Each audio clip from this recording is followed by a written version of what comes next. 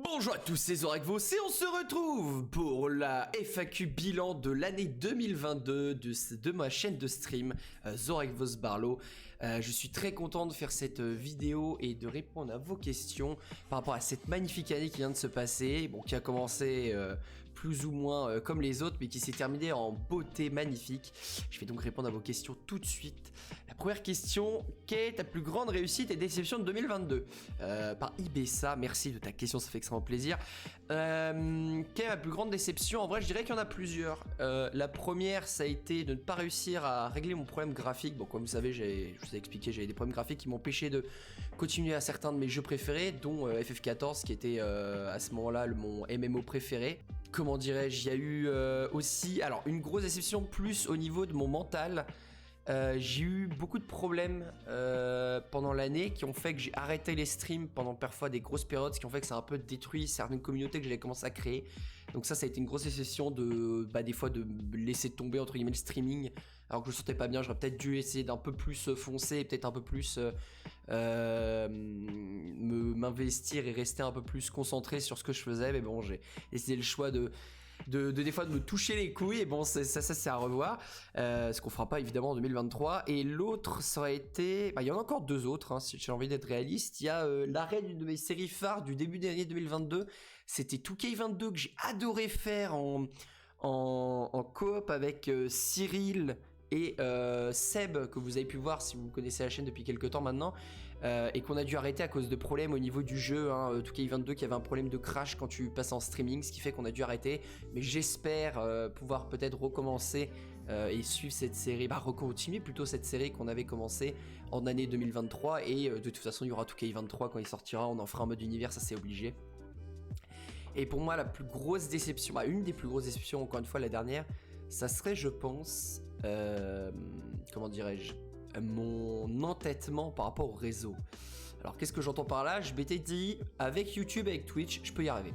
Dans le sens où on dit tout le temps, ouais, faut un TikTok, faut un machin, faut plein de trucs, faut plein de réseaux. Je m'étais dit, non, YouTube, Twitch, c'est les seuls que je vais faire. TikTok, j'ai pas envie de toucher à cette merde. Pareil, flemme d'utiliser les logiciels qui te permettent de voir les tags sur YouTube, ils sont en tendance combien, qu'est-ce que tu peux améliorer et tout. J'avais la flemme de faire tout ça. J'avais juste envie de bourrer, et voilà. Et au final, depuis que j'ai lancé mon TikTok depuis maintenant un mois et demi, force est de constater que j'ai été con, quoi. Voilà, j'ai été con. Il y a des gens qui m'ont découvert avec TikTok, pareil, le logiciel de tag qui m'a fait beaucoup de bien sur YouTube, tout simplement, tout ça qui a fait que la chaîne s'est beaucoup plus développée ces derniers temps, et m'a donné beaucoup plus de joie, hein, faut le dire, parce que justement je me sentais beaucoup plus apprécié et beaucoup plus suivi, et évidemment on va continuer comme ça sur l'année prochaine, hein. Mais voilà, c'est peut-être que si j'avais commencé direct par ça il y a peut-être 1 an et demi quand j'ai commencé le stream, peut-être que je serais pas là où j'en suis, que j'aurais peut-être réussi les objectifs d'année, etc., ou peut-être que j'y serais beaucoup plus loin, tout simplement. Mes grandes réussites par contre, je dirais 2K qui avait bien lancé ma chaîne en début d'année. Franchement j'étais un peu en out, j'ai été un peu en out de concept, j'avais pas vraiment de gros jeux, j'avais pas vraiment de commu, etc., et je me suis dit pourquoi pas faire du 2K en coop, grâce à Parsec pour ceux qui connaissent. Et voilà, j'ai demandé à l'époque c'était à Seb, Cyril est arrivé en plein live, il a demandé s'il pouvait venir aussi, on a commencé à faire un trio, c'était génial. J'ai adoré cette époque là, c'est là où on commençait à faire nos soirées, des fois on finissait à 2h du mat, on faisait des streams de 8h, on était 15-20 sur le stream, c'était génial. Que des moments incroyables sur lesquels j'ai partagé des fous rires énormes, des soirées à n'en plus finir. C'était génial, et d'où du fait que ma déception est encore plus grande quand j'ai dû arrêter cette série. Mais franchement, la plus grosse série qui m'a marqué dans cette année, en tout cas la plus grosse en termes de temps et de comment dirais-je, d'impact sur l'immédiat. Et après je dirais mon autre grosse réussite, il y en a plusieurs. Il y a le développement du TikTok et du YouTube et du Twitch en général qui sont beaucoup plus développés vers la fin d'année, donc ça c'était vraiment une grosse réussite pour moi. J'ai entre guillemets pris un pari à me casser le cul et à faire le TikTok, etc., alors que bon j'aurais pu le faire plus longtemps, et ça a marché. Je vois de plus en plus de gens qui me découvrent avec YouTube grâce à l'algo, d'autres avec Twitch, etc., et ça c'est vraiment un truc que j'ai vraiment kiffé. Et l'année 2023 j'espère qu'elle sera encore mieux. Et l'autre réussite c'est Sotor, tout simplement. Voilà, j'ai décidé de... Alors je voulais remercier d'ailleurs, parce que tout ça vous pouvez j'espère qu'il y aura des remerciements dans le chat, mais merci à Juju, j'appelle Giuliano, qui avait repris Sotor au milieu d'année, et moi je m'étais dit tiens il reprend Sotor, autant jouer avec lui. Même si j'avais mes problèmes, j'ai fait fi des problèmes graphiques, je me suis dit nique sa mère, j'ai envie de rejouer à ce jeu magnifique. Et tout simplement bah, j'y ai rejoué. Lui il a un peu arrêté, ou alors on a un peu DLC la coop, mais moi j'ai continué. Je me suis dit pourquoi pas. J'avais tellement kiffé les aventures à l'époque, les classes, etc. J'avais tellement passé des tellement bons moments. J'ai envie de les garder, de pouvoir les revoir tout simplement, de me dire voilà cette cinématique là comment je l'avais faite, etc. Du coup c'est pour ça que j'avais au départ je m'étais dit je vais enregistrer, et donc j'ai fait les aventures. Je suis en train de les faire encore comme vous le savez. Et maintenant je peux les comment dire, je peux les regarder maintenant quand je veux sur ma chaîne YouTube quoi, quand j'ai envie, et ça fait vraiment plaisir, et de me dire qu'elle marche aussi bien. J'ai découvert énormément de gens incroyables. Je pense par exemple à Sainosiris qui est un YouTuber oh là wouh, allez, un viewer on va y arriver, qui était là depuis le départ, depuis la toute première session Sotor.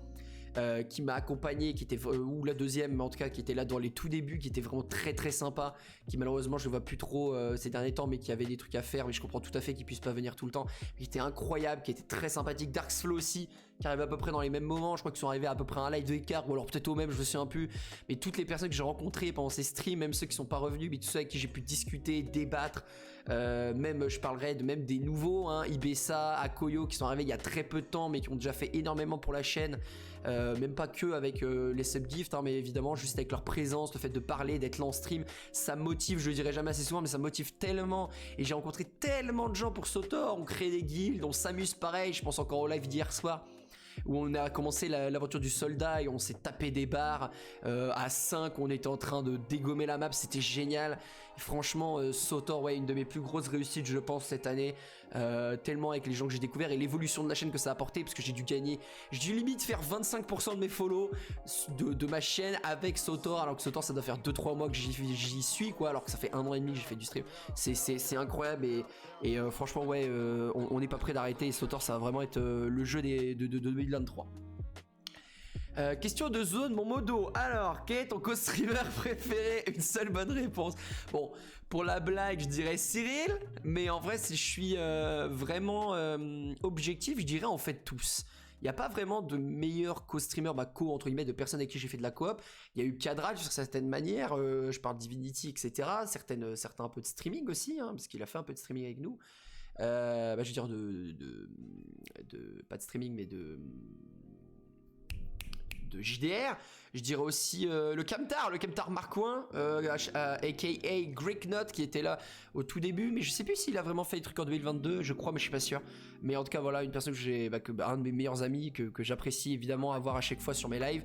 Seb, évidemment Seb pendant les 2K et pendant les JDR aussi, et évidemment ceux qui nous ont rejoints, qui sont pas revenus souvent, mais nous ont rejoints pendant les séances JDR, qui étaient incroyables. Et voilà, il y a en fait, et même je dirais même les co-streamers, c'est aussi les viewers, c'est aussi vous les viewers qui font marcher ce stream et qui font entre guillemets la diversité et le divertissement de cette chaîne à travers tout simplement des commentaires, des anecdotes ou plein de trucs comme ça, et c'est génial, c'est pour ça que j'adore. Alors, encore une question de zone, décidément il en a balancé plein. Quel est le let's play que tu as préféré faire cette année, et qu'est-ce que tu aimerais faire ou que j'ai pas pu faire au vu des problèmes de PC? Alors, qu'est-ce que j'aurais aimé faire? Faire plus d'FF14, j'aurais aimé en faire énormément. Aussi du Grounded, parce qu'il y a eu le problème, mais ça je pense que c'était plus un problème avec la connexion qui faisait en fait crash tout l'ensemble, donc je pense que ça j'aurais pu faire. Qu'est-ce que j'aurais aimé faire? Peut-être faire plutôt tout ce qui est event de groupe, etc. Mais ça sera pour 2023, donc il n'y a pas de problème. Et sinon, qu'est-ce que j'ai aimé faire? Sotor 2K quoi. Sotor 2K, Inazuma que j'ai adoré faire, que ce soit n'importe lesquels, le 1, le 2, le 3. Go que je suis en train de faire, Go 1 qui est en train de me donner un plaisir incroyable. J'ai encore rencontré des magnifiques personnes, Koyo qui est venu techniquement avec Inazuma et pas avec Sotor, mais incroyable. Et on va développer encore plus ça pour 2023, faire les Chronostone, Galaxy, Victory Road, on va faire des tournois semi-annuels comme je vous l'ai expliqué, cash prize et tout. On va essayer de réunir peut-être des streamers, youtubeurs ou même viewers pour faire des tournois, ça va être génial je pense. Et il y a vraiment de quoi faire un super truc, mais ouais je dirais 2K et Sotor en premier avec Inazuma en mention honorable si je puis dire. La ligne directrice de la chaîne pour l'avenir. de zone aussi. Bah la la ligne directrice, je dirais la même en fait.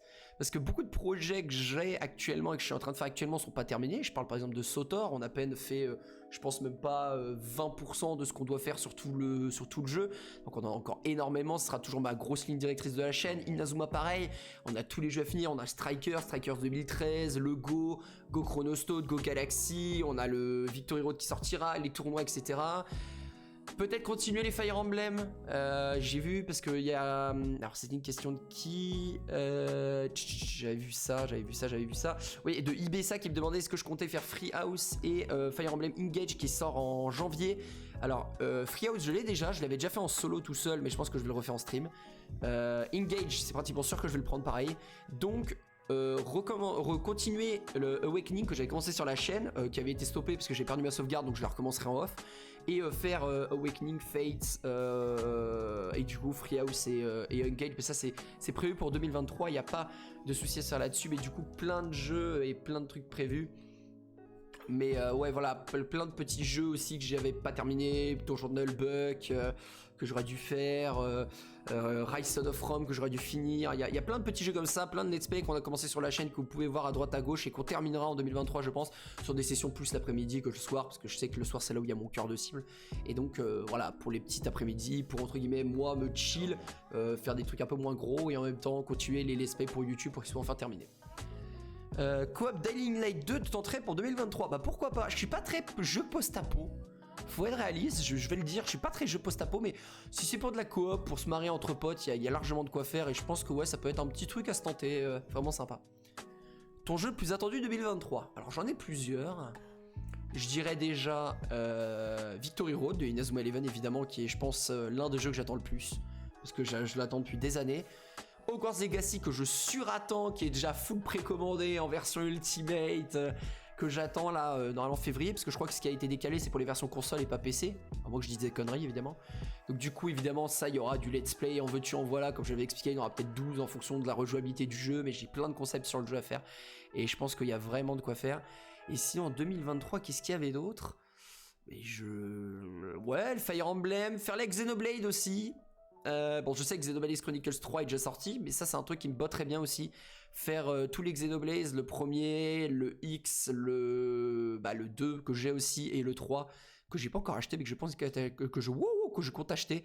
Mais ouais je pense que je vais faire ça pour l'année prochaine. Et il y aura plein de trucs de toute façon, il y aura du vieux jeu, des jeux que je vous ai demandé, on m'a proposé des très bons jeux, peut-être faire les Zelda, c'est vrai que ça va prendre très longtemps et que ça va être compliqué, mais ça je pense que je peux le faire aussi, il y a vraiment de quoi faire et je pense que cette année ça va être l'année du stream, beaucoup plus de streams déjà, ne serait-ce que si vous regardez cette semaine, j'ai fait 2 streams par jour, voire 3, alors qu'avant on était plus sur du 1 stream par jour et des fois il y avait des jours où ça sautait, donc là franchement j'ai envie de me mettre sur le stream, cette année ça sera pour le stream, que pour le stream.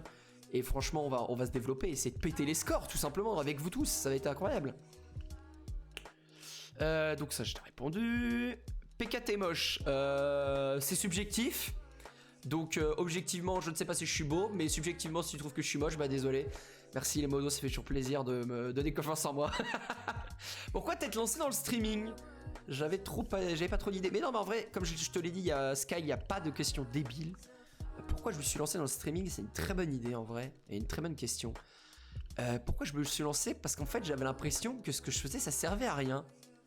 Alors c'est très bizarre et très un peu vénère de dire ça, mais en fait je jouais aux jeux vidéo pratiquement toute ma vie. J'ai beaucoup joué, passé beaucoup d'heures à jouer, etc. Et beaucoup de mes potes m'ont toujours dit quand tu joues tu commandes beaucoup. C'est-à-dire par exemple quand je jouais tout seul, quand je jouais avec mes potes, je disais je fais ça, je fais ci, je fais ça, je fais ci. Et en fait de base moi-même, je faisais un peu le métier de streamer ou de commentateur de jeux vidéo tout seul. C'est-à-dire je le faisais moi-même. Et j'ai toujours adoré partager ma passion. Et en fait ce que je faisais, j'ai l'impression que ça servait à rien. C'est-à-dire je passais des heures à jouer aux jeux vidéo. Et ça me rapportait rien, ni en termes social, ni en termes monétaires, ni en termes rien du tout. Alors je fais pas du streaming pour gagner de l'argent, j'espère peut-être un jour en vivre et entre guillemets vivre pour ça. Mais je me disais, pourquoi pas les filmer ou les faire en stream, etc. pour que soit des gens puissent avoir un avis sur un jeu, puissent parler avec moi du jeu, puissent avoir des conseils ou des avis divers et variés, et en même temps inscrire mon nom ou ma patte sur une plateforme qui permettrait à des gens de découvrir quelque chose. Je prends par exemple l'exemple, maintenant la chaîne YouTube, j'ai beaucoup de gens qui me disent qu'ils découvrent la chaîne YouTube à travers de let's play, qu'ils apprennent des trucs, et ça me fait extrêmement plaisir. Et je me dis du coup, pourquoi pas? Pourquoi en fait j'ai pris autant de temps? Alors j'avais commencé plusieurs fois des chaînes YouTube et j'avais jamais eu le courage et tout, j'ai beaucoup arrêté alors que j'aurais jamais dû, hein. Franchement ça c'est aussi une autre déception, mais ça c'est plus sur les années avant, ça date d'il y a longtemps.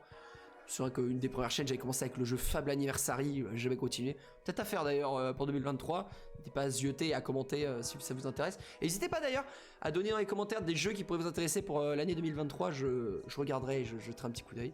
Mais ouais voilà, c'est... je pense ouais à un manque de raison. C'est-à-dire que je me disais je joue, je passe ma vie dessus et ça m'apporte rien.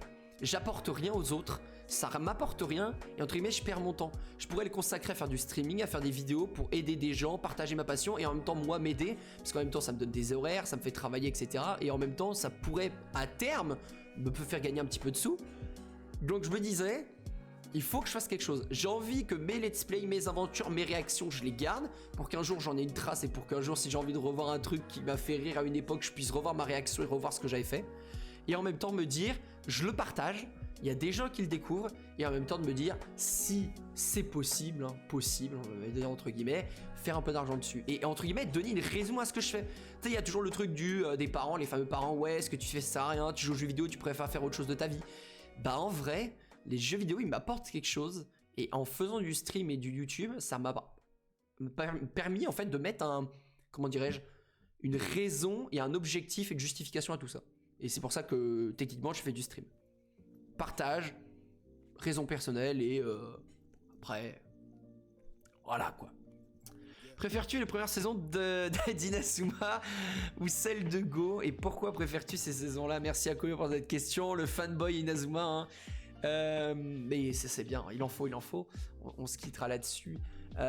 Pourquoi? Alors déjà lesquels je préfère, j'en avais déjà répondu dans ma tier list saison, équipe, joueur, n'hésitez pas à aller la voir d'ailleurs, elle est sur YouTube. Moi je dirais que mes saisons préférées c'est Go. Donc c'est-à-dire Go normal, Go Chronostone, Go Galaxy au principal. On pourrait faire croire que c'est la nostalgie ou la découverte, mais pas du tout. Justement, la nostalgie, moi, je l'aurais plus sur Inazuma Eleven classique, parce que moi, j'ai connu vraiment au début d'Inazuma Eleven, premier épisode, j'étais là. J'avais découvert ça sur...